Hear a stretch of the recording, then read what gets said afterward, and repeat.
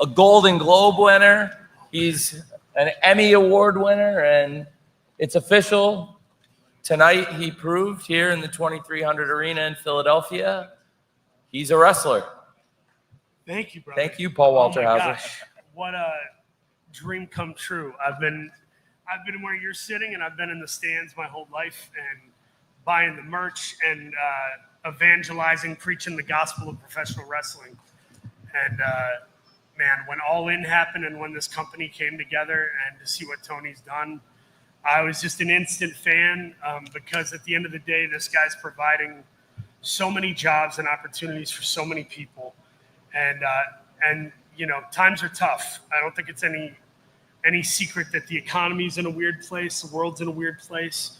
There's in Hollywood, where I've come from, there's all these layoffs and stuff. So to see this guy opening these doors, spending this money, and creating this world, I'm just very, very indebted to you as a fan, and to be a tiny part of tonight's show was unreal. Everything you've done in AEW, whether it's hosting or whether it's been commentary on Collision, or whether it's been tonight in ROH wrestling, in competing at a very high level and proving yourself in front of some of the most tough fans in the world, in front of a very, very tough crowd. It's really, really high standard of pro wrestling here. And you proved yourself, Paul Walter Hauser, that you belong in a pro wrestling environment, that you're a wrestler, you're a great actor and a great person and a great wrestler, Paul. Thank you, brother. You as well. Was there anything you were worried about heading into the match tonight? I mean, you know, you're clearly a good enough actor to win an Emmy, Golden Globe. Yeah,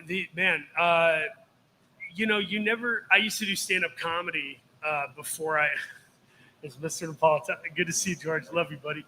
I always, you know, used to do stand-up comedy in theater, and I would get nervous before auditions. I think tonight was my 20th. Maybe I'd have to check the Cage Match website or whatever, but I think I've had about 20 matches. So like I'm usually violently nervous before a match, and I'm terrified. Tonight, something about the crew here, from props to catering to people doing photography it felt like I was on one of the best movie sets I've ever been on. It really is a team sport. Everybody came together to make me feel welcome and prepared.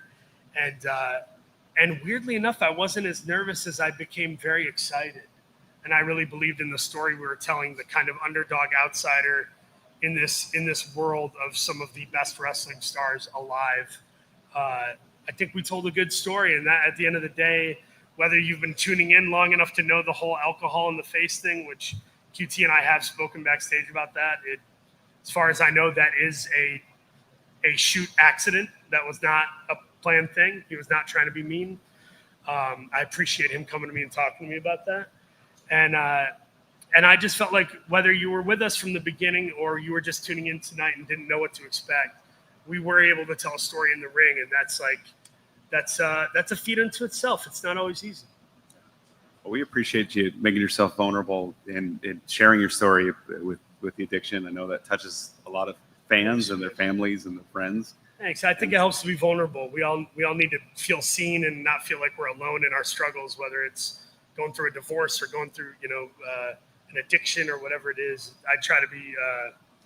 Hollywood sometimes makes headlines out of it, which sucks. But I would rather be vulnerable and take the slings and arrows than stay buttoned up and not share that stuff.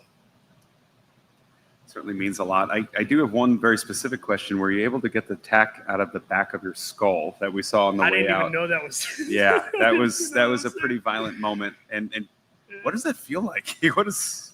Hand to God, I didn't even feel the tacks. I felt the power bomb.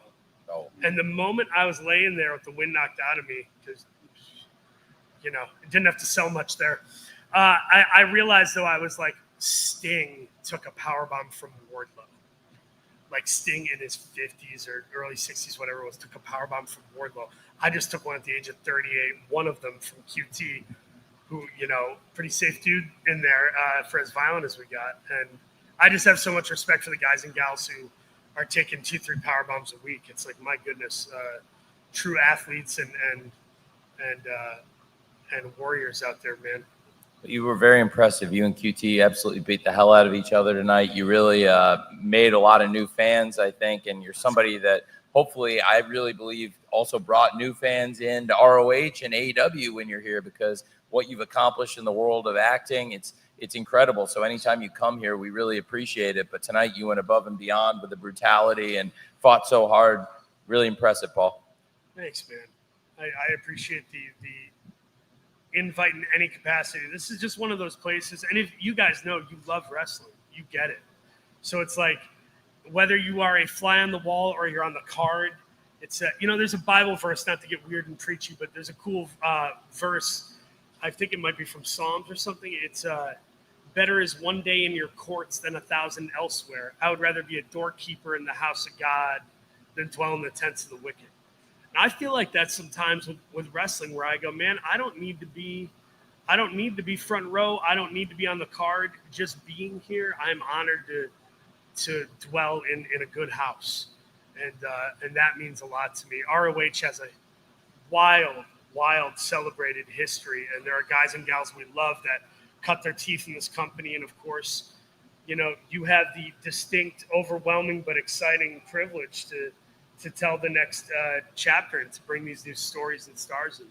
It's really cool to get to be a part of that. It was a great show tonight, and you were a great part of it. And thank you for all joining us. We've got some members of the wrestling media here, and with that, maybe some questions for Mr. Paul Walter Hauser. I'm going to put my glasses on and look vaguely smart as I'm shirtless and got blood crusted on my face. Hi, Paul. Adam Bernard from the Sportster. First, 1 year, 4 months, and 22 days sober. So thank you for being honest about your sobriety. Good, I appreciate that. Thank you very much. We're here in the house of the hardcore.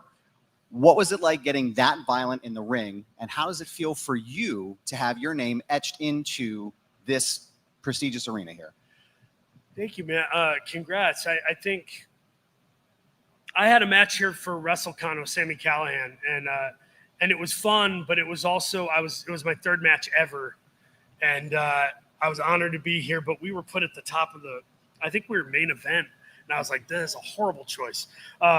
So there was some love, but there was more skepticism and groans on a tired audience.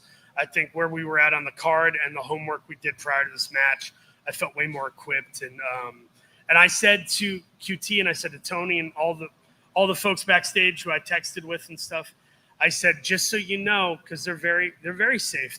They know it's dangerous, but they care about the performers here. This company cares a lot about its performers. But I said to them, please do not go soft on me. If I get hit with a kendo stick, hit me. If we're doing thumbtacks, let's do thumbtacks. And I want to give everybody the pound of flesh and give everybody the show they deserve, whatever that looks like. And the same with acting. If you watch Blackbird, I'm playing a serial killer. It is not a fun role. It is a lot of work.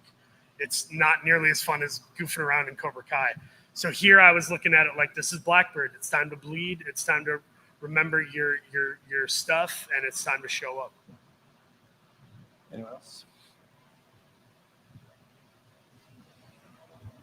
Hello, I'm Max Denenberg with BodySlam.net. Just wanted to ask about you had a pretty crazy spot earlier when you jumped off. It looked like your neck and your head almost at the same time on the ground over there. Just talk about that spot and what you're thinking during that. Max, right? Yeah. Good to meet you. Yeah, are you talking about the senton or the rolling? Oh yeah, that was fun. I love Mick Foley. Somebody smartened me up there, like, Jerry Lynn used to do that. I'm like, oh God, I think Jerry Lynn is such a wonderful technical wrestler. Him doing that doesn't even make sense to me in my head. But I just love throwing my weight around. So yeah, Dustin Rhodes and Mick Foley always did a wonderful, beautiful rolling senton. So that's me just saying what up to them. I love that. Well, Paul, this has been a memorable night tonight. Thank you. And to see the press leading up to it, People Magazine, the quotes across all the entertainment world, we appreciate you bringing our world into your world. And we hope that you got as much out of it as we did, and vice versa. I mean, this is amazing. If I may, since I don't get this opportunity I have to say as an aside, since everything I say gets aggregated in wrestling, I feel like every quote I say gets picked up.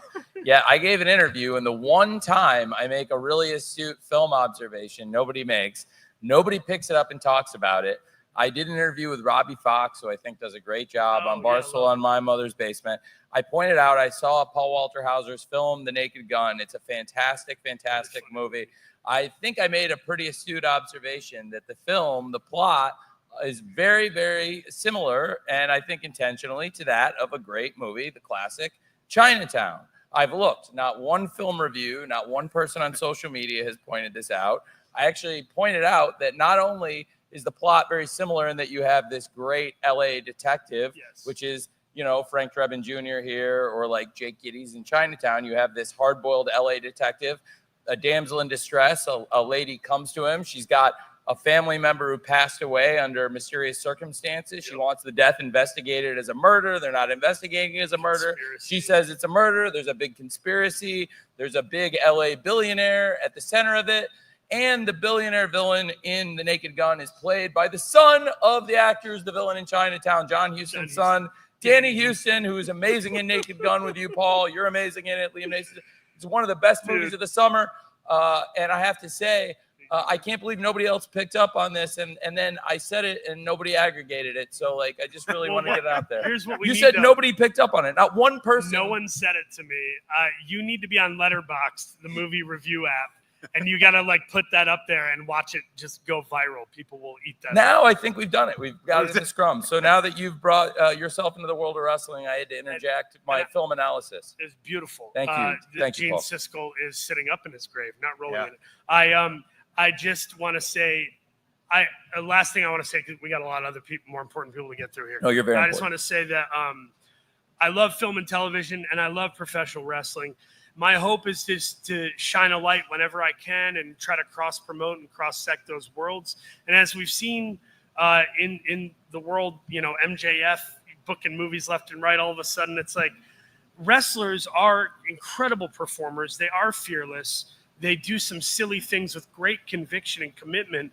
And that is what it takes to be a great actor. So as time goes by, and as I hope my star, by the grace of God, is still on the rise, I hope to interject and try to cross-sect and bring more wrestlers and more wrestling personalities into film and television. And we can kind of marry those two worlds, because they are my two favorite forms of entertainment, and hopefully they can feed each other. We'll see. Thank you, Paul. Thank You were you. great tonight, and we love having you, and I hope you'll be back with us in AEW and ROH very soon. Thank I'd you, be Paul. honored. Thank That's you. my pleasure. Thank you. Thank you. Love you, buddy. You love you, my friend. Cheers. Awesome. Paul Walter Hauser. This is a little parting gift from the crew. I will Very good, very good, carefully Paul. move it around. Ian, looking good, buddy. Thank you. Thanks, Paul. Thank you, Paul.